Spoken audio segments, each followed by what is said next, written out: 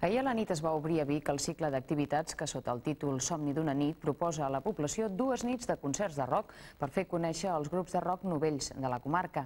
Aquests concerts organitzats amb motiu de les festes de Sant Miquel dels Sants, patró de Vic, ha tingut un gran èxit de participació i no es descarta que després del concert d'aquesta nit se'n facin d'altres més endavant. Amb motiu de les festes de Sant Miquel dels Sants, patró de Vic, a aquesta població s'han organitzat 2 nits de concert per donar a conèixer grups de rock novells de la ciutat. La iniciativa ha estat tot un èxit, ja que l'Ajuntament va fer pública la proposta i 24 hores més tard no hi havia cap plaça lliure per participar en el concert. 2 nits, però, no donen per gaire i només s'han pogut presentar 8 grups amb noms força diferents: Kafka, Voltacos, Amics d'en Miquel, Alcalins, Requiem, Escac i Mat, Clan i Mori al Merma. L'àrea de cultura de l'Ajuntament ha cregut oportú donar aquesta possibilitat a causa de la gran quantitat de grups musicals que hi ha a la comarca d'Osona i no descarten organitzar més concerts al llarg de l'any.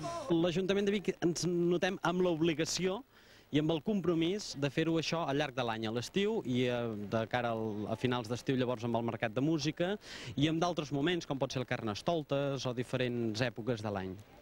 Somni d'una nit, del cicle d'activitats on s'han inclòs els concerts. Entre ahir i avui, aquest somni es pot fer realitat per als participants que creuen que és una bona ocasió per començar a pujar esglaons en l'escala de l'èxit. És un mitjà de que vingui gent que no sol venir als bars o no sol venir a les discoteques que toques a fora d'aquí.